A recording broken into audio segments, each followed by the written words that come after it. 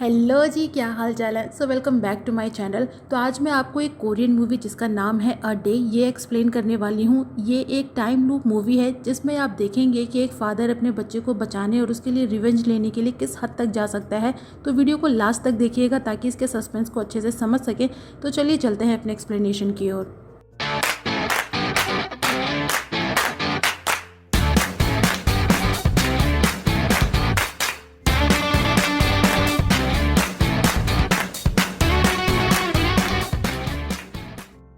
Movie की start में हम हमारे मेन लीड किम को देखते हैं, जो कि एक फेमस कार्डियक सर्जन है जो यूएन से एक कॉन्फ्रेंस अटेंड करके वापस कोरिया आ रहा था। और फ्लाइट के कैप्टन के अकॉर्डिंग आज की डेट 17 मई थी और टाइम सुबह के 10 बज रहे थे और आधे घंटे में उसकी फ्लाइट लैंड करने वाली थी। तभी उसके पास एक एयर होस्टेस आती है उसका ऑटोग्राफ लेने के लिए, और किम का फ्रेंड उसे उसके साथ फोटो लेने को भी कहता है ताकि वो सोशल मीडिया पे डाल सके पब्लिसिटी के लिए। बट किम ज़्यादा हाई प्रोफाइल नहीं रखता है। उसकी एक बेटी है जिसका आज बर्थडे है और वो जल्दी उसके पास लंच के लिए जाना चाहता है, क्योंकि ज़्यादातर किम उसका बर्थडे उसके साथ सेलिब्रेट नहीं करता है और काम में बिजी होने की वजह से वो उसे ज़्यादा टाइम भी नहीं दे पाता, जिसकी वजह से उसकी बेटी उससे नाराज़ रहती है। वहीं किम की बेटी को देखते हैं जो अपने दोस्तों के साथ स्कूल से वापस आ रही थी और अपने दोस्तों को बताती है कि उसके डैड बहुत ही फेमस डॉक्टर हैं। और उसके दोस्त उससे पूछते हैं कि अगर वो इतने फेमस हैं तो टीवी पे क्यों नहीं आते, और बताते हैं कि उन सभी के डैड उनसे बहुत प्यार करते हैं। और किम जब अपनी बेटी को कॉल करता है तो वो कॉल रिसीव नहीं करती है क्योंकि वो उससे नाराज़ होती है। इधर किम बार बार अपनी बेटी को कॉल कर रहा था और उसका दोस्त उसे वीआईपी गेट से चलने को बोलता है ताकि वो लोग जल्दी बाहर निकल पाएं, बट किम मना करता है। और तभी वहां वो एक लड़के को देखता है जिसके गले में कैंडी अटक जाती है, तो किम उसकी हेल्प करता है।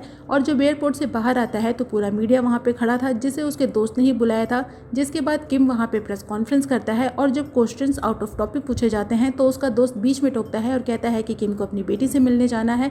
वही देखते हैं कि किम की बेटी एक गेमिंग सेंटर में अपने दोस्तों के साथ ये पूरा इंटरव्यू देख रही थी। फिर किम अपनी कार में आता है और उसकी बेटी उसे मैसेज करती है कि इंटरव्यू काफ़ी एम्बैरेसिंग था। तो किम उसे सॉरी बोलता है और कहता है कि वो जल्दी ही उसके पास आ रहा है। दोनों को एक रेस्टोरेंट में मिलना था लंच करने के लिए। उसके बाद किम आराम से कार चलाकर जाता है और टोल प्लाजा पे जब वहाँ की वर्कर उसे चेंज वापस करती है तो कुछ पैसे नीचे गिर जाते हैं और किम उसे आराम से काम करने को बोलता है। और जब कुछ दूर आता है तो रास्ते में उसे एक टैक्सी का एक्सीडेंट दिखाई देता है और वो उसकी हेल्प करता है। और टैक्सी ड्राइवर की हालत बहुत ही नाजुक होती है और पैसेंजर सीट पे एक लेडी थी जिसकी डेथ हो चुकी थी, और वो लोगों की हेल्प से ड्राइवर को बाहर निकालता है। और तभी वहाँ पे एम्बुलेंस आती है और किम उसके ड्राइवर से कुछ मेडिकल इक्विपमेंट्स के बारे में पूछता है, बट उसके पास सारे इक्विपमेंट्स नहीं थे। और तभी वहाँ एक और एम्बुलेंस आती है क्योंकि वहाँ एक और एक्सीडेंट हुआ था, और किम उस एम्बुलेंस के ड्राइवर से भी इक्विपमेंट्स के बारे में पूछता है और वो बोलता है कि वो चिंता ना करे, वो लोग सारी सिचुएशन को संभाल लेंगे। और किम टाइम चेक करता है और अभी 12:25 हो रहे थे और फिर वो अपनी बेटी को कॉल करता है, बट उसका कॉल कोई और रिसीव करता है जो बताता है कि उसकी बेटी का स्कूल के पास एक्सीडेंट हुआ है।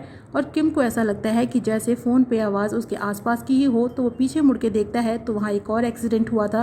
और जब वो पास जाता है तो वो एक्सीडेंट उसकी बेटी का ही था जो कि अब मर चुकी थी। और इससे पहले कि किम कुछ रिएक्ट कर पाता उसकी आंखें खुलती हैं और वो खुद को फ्लाइट में पाता है और उसे लगता है कि शायद ये सब कुछ सपने में देख रहा था। बट तभी वो एयर होस्टेस फिर से उसके पास ऑटोग्राफ लेने के लिए आती है और उसका फ्रेंड फिर से उसे फोटो लेने को बोलता है। और किम नोटिस करता है कि सब कुछ पहले जैसा ही हो रहा है, जैसे कि बाहर जाने के बाद उसके फ्रेंड का उसे वीआईपी गेट से चलने का पूछना, उस लड़के की कैंडी अटकना, प्रेस कॉन्फ्रेंस, सब कुछ। और इस बार प्रेस कॉन्फ्रेंस में वो कुछ भी नहीं बोलता और तुरंत अपनी कार में आता है। और यहाँ उसकी बेटी फिर से उसे मैसेज करती है कि प्रेस कॉन्फ्रेंस काफ़ी एम्बैरेसिंग था। तो किम उसे मैसेज करता है कि वो कहीं ना जाए, वो उसके पास आ रहा है और जल्दी से वहाँ से निकलता है। और टोल प्लाजा पे फिर से सेम इंसिडेंट होता है, तो इस बार वो चेंज के लिए रुकता नहीं है और जल्दी से आता है एक्सीडेंट वाली जगह पे, लेकिन तब तक एक्सीडेंट हो चुका होता है और किम फिर से अपनी बेटी को मरता हुआ देखता है। और किम समझ जाता है कि वो किसी तरीके के टाइम लूप में फंस चुका है और फिर से टाइम रिपीट होता है। और इस बार किम अपने फ्रेंड से वीआईपी गेट के बारे में पूछता है ताकि वो जल्दी से वहाँ से निकल पाए, और उस लड़के से कैंडी ही ले लेता है। ना वो खाएगा, ना अटकेगी, ना वो हेल्प करेगा, ना टाइम किल होगा। और अपनी बेटी को मैसेज करता है कि उसने लंच कैंसिल कर दिया है तो वो कहीं ना जाए, बट उसकी बेटी उसे कॉल करती है और उस पर नाराज़ होती है कि वह हर बार उसका बर्थडे भूल जाते हैं। वहीं टीवी पे दिखाते हैं कि किम की प्रेस कॉन्फ्रेंस कैंसिल हो गई है और इस बार किम टोल प्लाजा पे भी नहीं रुकता है, बल्कि इतनी हड़बड़ी में होता है कि नो एंट्री में चला जाता है और जाम में फंस जाता है। बट जब तक वो एक्सीडेंट वाली जगह पे पहुंचता तब तक एक्सीडेंट हो चुका था और टाइम एक बार फिर से रिपीट होता है और ये 4th टाइम होता है। और इस बार किम नो एंट्री में जाम में फंसने से पहले ही अपने रूट को बदल लेता है, बट वहाँ उसी का एक्सीडेंट हो जाता है। और जब वो जैसे तैसे एक्सीडेंट वाली जगह पे पहुंचता है तब तक एक्सीडेंट हो चुका था। ऐसे ही 5th बार में वो टैक्सी ड्राइवर का नंबर लेता है और 6ठी बार वो ड्राइवर को कॉल करके बताता है कि स्कूल के पास उसका एक्सीडेंट होने वाला है तो वो वहाँ ना जाए, बट कॉल कट हो जाती है।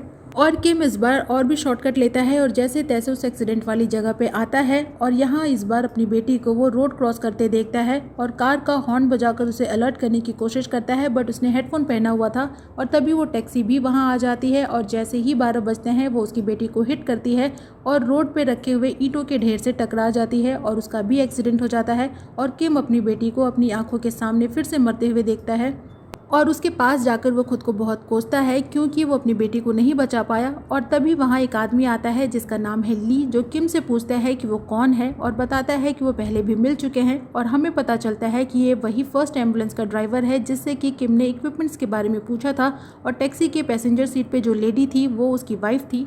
और हम जान पाते हैं कि ली के लिए भी टाइम रिपीट हो रहा है और जब वो उठता है तो उसे एक टैक्सी के एक्सीडेंट की कॉल आती है और जब वो वहाँ पहुँचता है तो टैक्सी में अपनी वाइफ को भी देखता है और वो भी कई बार इस टाइम लूप में रिपीट कर चुका है और हर बार एक्सीडेंट वाली जगह पे जल्दी पहुँचना चाहता है ताकि एक्सीडेंट को रोक सके, बट कोई फ़ायदा नहीं होता। और हर बार वो किम को भी नोटिस करता है जिससे कि समझ जाता है कि किम के लिए भी टाइम रिपीट हो रही है। और किम टाइम चेक करता है और अभी 12:30 होने वाले थे तो वो ली को बताता है कि उनका टाइम जल्दी ही ख़त्म होने वाला है, इसीलिए नेक्स्ट टाइम वो कहीं मिलने के लिए बुलाता है। उसके बाद टाइम फिर से रिपीट होता है और इस बार दोनों एक्सीडेंट वाली जगह ना जाकर एक दूसरे से मिलते हैं और किम बताता है कि जब तक वो लोग एक्सीडेंट को रोक नहीं लेते टाइम रिपीट होता रहेगा। और ली बोलता है कि उसने हर बार कोशिश की है बट टाइम काफ़ी नहीं होता। दरअसल इनका टाइम शुरू होता है सुबह 10 बजे से जब किम फ्लाइट में होता है और दोपहर 12:30 बजे टाइम खत्म होकर फिर से रिपीट होता है, यानी कि इनके पास टोटल 2.5 घंटे का टाइम होता है। उस 2.5 घंटे में इन्हें एक्सीडेंट रोकना होगा वरना टाइम फिर से रिपीट होगा। किम बताता है कि एक्सीडेंट ठीक 12 बजे होता है और उन्हें कैसे भी करके एक्सीडेंट को होने से रोकना है, तो इसीलिए ली अपनी वाइफ को टैक्सी लेने से रोकें क्योंकि इससे वो टैक्सी उस रूट पे ही नहीं जाएगी और एक्सीडेंट भी नहीं होगा। बट ली बोलता है कि उसकी वाइफ उसकी कॉल रिसीव नहीं कर रही है, तो किम उससे उसकी वाइफ का नंबर लेता है ताकि वो उससे बात कर सके। उसके बाद फिर टाइम रिपीट का सिलसिला चालू होता है और वो लोग कई बार टाइम लूप में रिपीट करते हैं। कभी उसकी वाइफ टैक्सी ले चुकी होती है तो कभी वो जस्ट लेने वाली होती है, बट किम के मना करने पे भी वो ध्यान नहीं देती। ऑब्वियस सी बात है क्योंकि किम एक स्ट्रेंजर था। और हर बार एक्सीडेंट होता है और किम अपनी बेटी को मरते हुए देखता है और ली परेशान होता है कि वो लोग कभी भी इस एक्सीडेंट को नहीं रोक पाएंगे। बट इस बार किम अपनी बेटी से मिलने की जगह चेंज करने का डिसाइड करता है और ली से उस टैक्सी को किसी तरह ढूंढने को बोलता है। और नेक्स्ट लूप में किम प्रेस कॉन्फ्रेंस अटेंड करता है और अपनी बेटी को रेस्टोरेंट की जगह पार्क में मिलने को बोलता है। इधर ली खुद से खुद का सर फोड़ता है और टैक्सी ड्राइवर के अगेंस्ट पुलिस में कंप्लेन करता है हिट एंड रन का, और उस टैक्सी का कलर, उसका नंबर सब कुछ बताता है और कहता है कि टैक्सी स्कूल की तरफ गई है।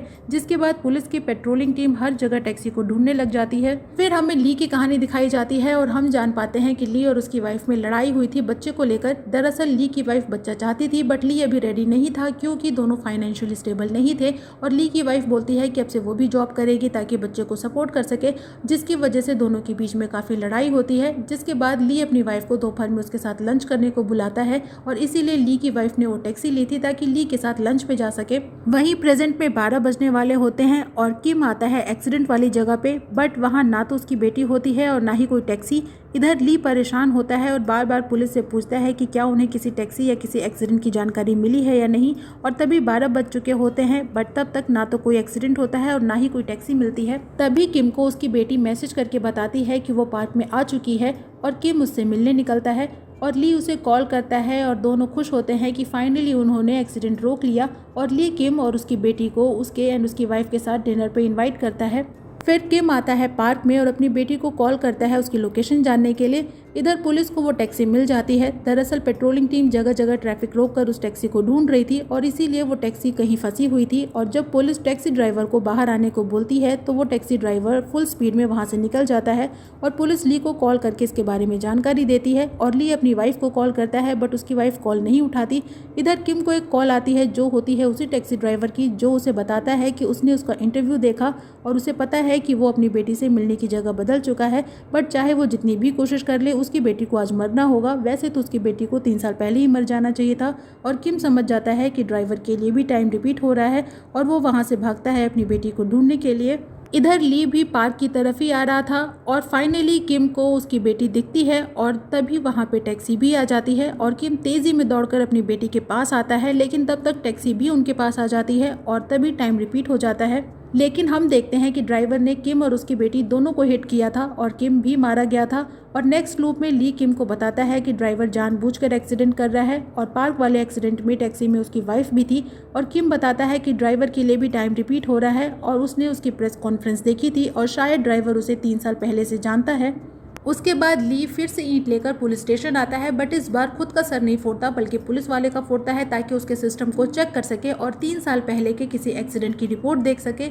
वहीं किम को देखते हैं जो कि हॉस्पिटल आता है और 3 साल पहले अपने केसेस को चेक करता है। वहाँ पे उसकी कलीग उसको कॉन्ग्रेचुलेट करती है उसके यूएन कॉन्फ्रेंस पे और बताती है कि उसके इस तरक्की पे पूरा हॉस्पिटल उस पर बहुत खुश है। वहीं किम को देखते हैं जो सैड होता है और फिर 3 साल पहले की एक फ्लैशबैक दिखाते हैं और हमें पता चलता है कि किम की बेटी को कोई हार्ट डिजीज थी और उसे ट्रांसप्लांटेशन की ज़रूरत थी और उन्हें एक डोनर मिल भी गया था, बट बाद में किम को पता चलता है कि डोनर ने ऑर्गन डोनेट करने से मना कर दिया है। वहीं ली को एक एक्सीडेंट की जानकारी मिलती है और उसकी स्टोरी भी दिखाते हैं कि 3 साल पहले एक रात वो बारिश में अपनी एम्बुलेंस चलाकर जा रहा था और गलती से उससे एक कार का एक्सीडेंट हो जाता है और वो उसमें बैठे 2 लोगों को हॉस्पिटल लेकर जाता है। इधर किम को उसका फ्रेंड बताता है कि उसे अपनी बेटी के साथ होना चाहिए क्योंकि उसके पास ज़्यादा टाइम नहीं है। और तभी वहाँ एक्सीडेंट का एक केस आता है जिसमें बच्चे के सर में काफ़ी चोट आई थी और वो ऑलमोस्ट ब्रेन डेड था और उन्हें वहाँ ली ही लेकर आया था। इधर प्रेजेंट में ली के पास पुलिस आ जाती है जो उसे सिस्टम यूज़ करने से रोकती है, बट ली उस केस के बारे में और भी डिटेल जानना चाहता था और उसे पता चलता है कि जिस आदमी का एक्सीडेंट हुआ था वो कोई और नहीं बल्कि ड्राइवर था। और तभी टाइम फिर से रिपीट होता है और इस बार हम ड्राइवर को देखते हैं जो जब उठता है तो टीवी पे किम की न्यूज़ देखता है और फिर घर से निकल जाता है। और उसके जाने के बाद उसके घर पे आता है किम, जिसे यहाँ पे उसके इंटरव्यू के बहुत सारे पेपर कटिंग्स मिलते हैं, यानी कि ड्राइवर ने 3 सालों से उस पर नज़र रखी हुई थी। और तभी वहाँ आता है ली जो किम से ड्राइवर के बारे में पूछता है और हमें पता चलता है कि 3 साल पहले जब ली ड्राइवर और उसके बेटे जिसका नाम है हारू उसे हॉस्पिटल लेकर आया था तो ड्राइवर के बेटे की हालत बहुत ही सीरियस थी और किम ने अपनी बेटी की जान बचाने के लिए ड्राइवर के अंगूठे का निशान डोनेशन फॉर्म पे ले लिया था, जबकि उस वक्त ड्राइवर बेहोश था और इस तरह उसने हारू की जान लेकर अपनी बेटी की जान बचाई थी। और प्रेजेंट में ली उसे मारता है कि वो एक डॉक्टर होकर ऐसा कैसे कर सकता है। वहीं ली की वाइफ को ली की कॉल आती है, बट तब तक वो मर चुकी होती है और हम ड्राइवर को जिंदा देखते हैं जो ली की वाइफ को मारने के बाद जाता है और किम की बेटी का एक्सीडेंट करता है, यानी कि वो ली की वाइफ को भी मारना चाहता है और इसीलिए पहले वो ली की वाइफ को मारता है और फिर किम की बेटी का एक्सीडेंट करता है, यानी कि ली की वाइफ की मौत 12 बजे से पहले ही हो जाती है, इसीलिए वो ली का कॉल रिसीव नहीं करती है। उसके बाद टाइम फिर से रिपीट होता है, बट इस बार किम कुछ भी नहीं करता। उसे अपने किए पे पछतावा होता है क्योंकि उसने अपने प्रोफेशन के साथ भी गलत किया और उसकी एक गलती की सज़ा उसकी बेटी आज झेल रही है और वो भी हर बार अपनी बेटी को अपनी आंखों के सामने मरते देखता है, जो कि उसके लिए मौत से कम नहीं है। उसने एक बार एक बाप की मजबूरी का फ़ायदा उठाया था, बट अब वो मजबूर है अपनी बेटी को हर बार मरते देखने के लिए। वहीं ली अभी भी अपनी वाइफ को बचाना चाहता है और हर बार वो अपनी वाइफ को टैक्सी में बैठने से पहले ही रोकना चाहता है, बट उसे पता ही नहीं होता कि उसकी वाइफ ने टैक्सी कहाँ से ली थी और वो एक्सीडेंट वाली जगह पे आकर पागलों की तरह ड्राइवर से पूछता है कि उसने उसकी वाइफ को कहाँ से पिक किया है, वो इनोसेंट है और वो उसे क्यों मार रहा है, बट उसे कुछ भी पता नहीं चलता। एक बार किम उससे मिलता है और बताता है कि वो ड्राइवर से माफ़ी मांगना चाहता है और ली बोलता है कि उसे जो करना है वो कर सकता है, बट वो ड्राइवर को ढूंढकर उसे मार डालेगा और चाहे उसे कितने भी साल लग जाए वो अपनी वाइफ को बचा कर ही रहेगा। जिसके बाद वो अपने घर आता है और यहाँ पे वो अपनी वाइफ की डायरी या नोट ढूंढता है जिससे कि उसे कोई क्लू मिल सके कि एक्सीडेंट वाले दिन उसकी वाइफ कहाँ गई थी। और कैलेंडर से उसे पता चलता है कि उस दिन उसकी वाइफ की किसी हॉस्पिटल में अपॉइंटमेंट थी और कैलेंडर पे मार्क डेट से उसे पता चलता है कि उसकी वाइफ 3 मंथ प्रेग्नेंट है, जिसके बाद उसके पास सिर्फ और सिर्फ अफसोस होता है। वहीं किम आता है एक्सीडेंट वाली जगह पे और ड्राइवर को अपने साथ ले जाता है ताकि उसे बचा सके और उसे माफ़ी मांग सके और लेकर आता है हॉस्पिटल के फार्मा एरिया में और उसे लाइफ सेविंग इंजेक्शन देता है, जिससे कि ड्राइवर थोड़ा होश में आता है और किम से पूछता है कि वो उसे क्यों बचा रहा है और किम उससे माफ़ी मांगता है उसके बच्चे के साथ ऐसा करने के लिए और उससे भीख मांगता है कि वो उसकी बेटी को ना मारे, अगर उसकी जगह वो होता तो अपने बच्चे को बचाने के लिए वो भी ऐसा ही करता। तो ड्राइवर बोलता है कि शायद वो वैसा कर करता, बट अगर उसकी जगह किम होता तो क्या वो अपने बच्चे का बदला लेने के लिए वो सब नहीं करता जो उसने किया, जिसका जवाब किम के पास कुछ भी नहीं होता। और ड्राइवर बताता है कि उसे भी उसकी इनोसेंट बेटी को बार बार मारना अच्छा नहीं लगता है, बट जब वो अपने बेटे के बारे में सोचता है तो उसके पास कोई और रास्ता नहीं बचता और किम बार बार उससे अपने बेटी की जान की भीख मांगता है। बट ड्राइवर बोलता है कि अगर उसे आगे भी अपॉर्चुनिटी मिली तो वो फिर से उसकी बेटी को मारेगा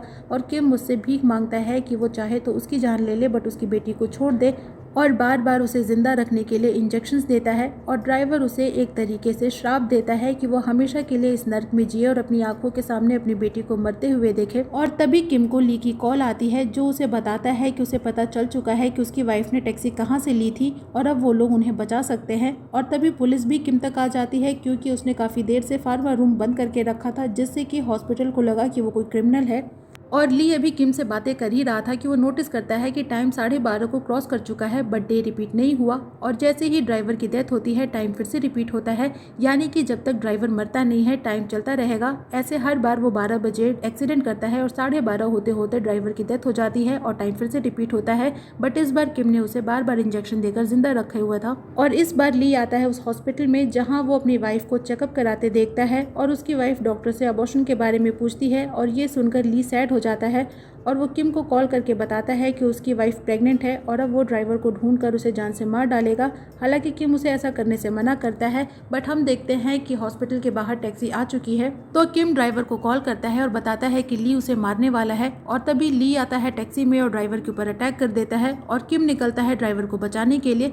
इधर ली ड्राइवर को बताता है कि उसकी वाइफ प्रेग्नेंट थी और उसने उसकी वाइफ और बच्चे दोनों को मारा है, जबकि 3 साल पहले जो हुआ वो एक एक्सीडेंट था।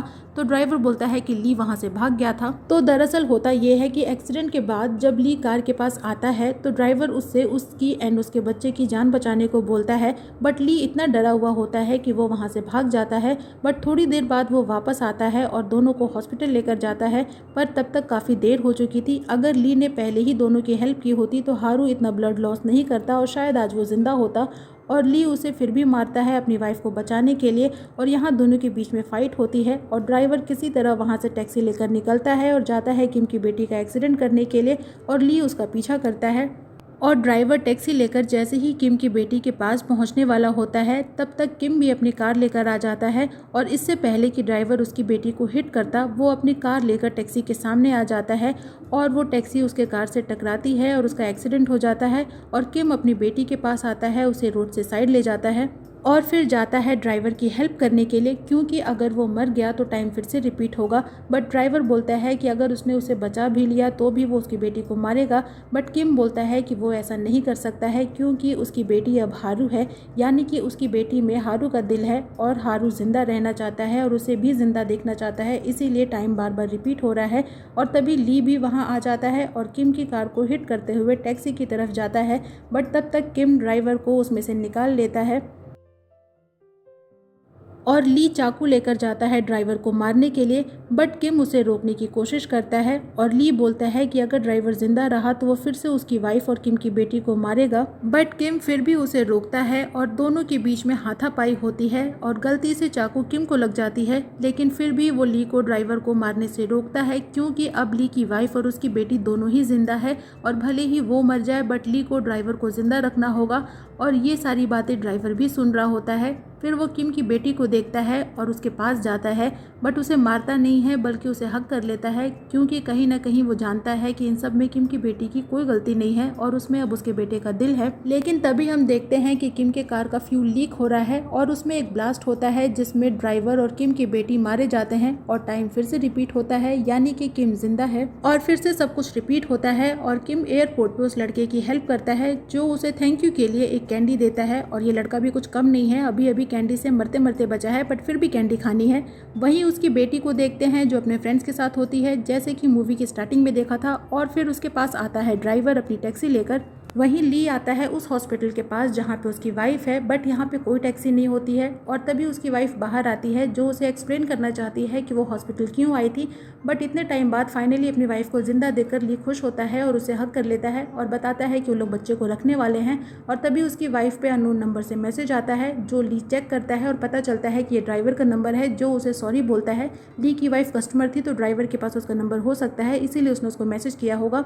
उसके बाद ली की वाइफ बताती है कि उनको बेटी होने वाली है तो ली अपनी बेटी का नाम हारू रखता है। वहीं किम को एयरपोर्ट पे देखते हैं जिसे उसकी बेटी एक फ़ोटो सेंड करती है जिसमें वो ड्राइवर के साथ है और उसे जल्दी लंच पे आने को बोलती है। इधर ड्राइवर और किम की बेटी को बातें करते देखते हैं जो उससे हारू की फेवरेट खाने की चीज़ें पूछती है और बताती है कि पहले उसे वो चीज़ें अच्छी नहीं लगती थी बट ऑर्गन ट्रांसप्लांट के बाद से उसे अब वो चीज़ें अच्छी लगने लगी हैं, शायद इसलिए क्योंकि वो हारू को भी अच्छी लगती थी और अब से हारू उसके साथ है। और ड्राइवर को किम का मैसेज आता है जो उसे थैंक यू बोलता है। वहीं किम अपने दोस्त को ये सारी बातें बताता है और फिर उसे प्रेस कॉन्फ्रेंस में देखते हैं जहां वो सबके सामने अपनी 3 साल पहले की गलती को एक्सेप्ट करता है और इसी के साथ ये मूवी यहीं पे ख़त्म हो जाती है। तो ये मूवी और उसकी एक्सप्लेनेशन यहीं पे होती है ख़त्म। आपको मूवी कैसी लगी कमेंट सेक्शन में ज़रूर बताइएगा। वीडियो अच्छी लगे तो वीडियो को लाइक कीजिएगा, फ्रेंड्स के साथ शेयर कीजिएगा और मुझे इनकरेज करने के लिए मेरे चैनल को ज़रूर सब्सक्राइब कीजिएगा। मैं आपसे मिलूंगी नेक्स्ट वीडियो में किसी नए मूवी या ड्रामा के एक्सप्लेनेशन के साथ। तब तक अपना खूब सारा ख्याल रखिए। सायनारा।